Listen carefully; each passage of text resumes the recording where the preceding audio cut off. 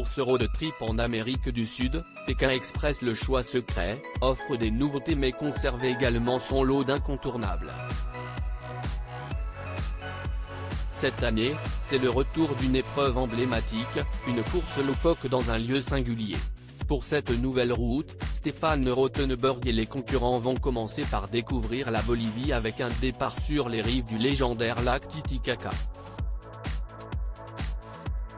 Ils se rendront ensuite au sud-ouest du pays, dans le désert d'Uyuni, la plus grande étendue de sel au monde.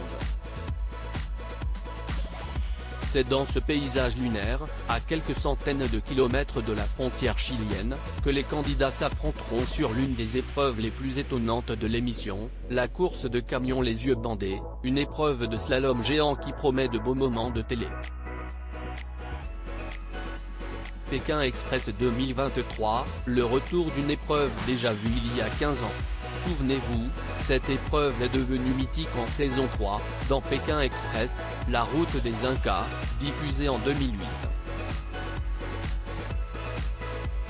Lors de la 8e étape, Gérard et Cédric, Pauline et Aurélie ainsi que Jean-Pierre et Joël s'étaient affrontés dans une épreuve d'immunité très salée. Les pilotes de chaque binôme devaient conduire d'énormes camions remplis de sel, les yeux bandés et seulement guidés par leur copilote. Le but était d'arriver le premier à la fin du parcours et de décharger le sel sur un emplacement précis. Le père et le fils Gérard et Cédric, grands gagnants de la saison, avaient remporté l'immunité. Alors, qui aura la chance de revivre cette folle course en plein désert de sel bolivien qui pourrait bien porter bonheur aux candidats? Réponse bientôt.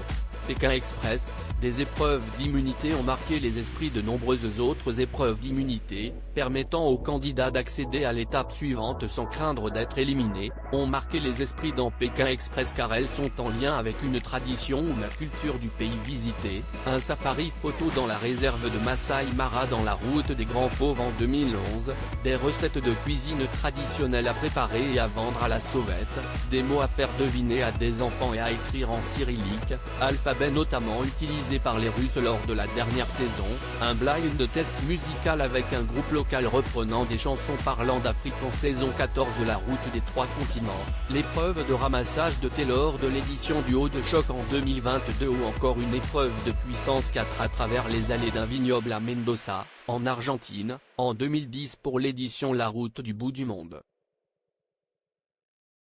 À lire aussi Pékin Express 2023, découvrez les portraits des 16 candidats de la nouvelle saison.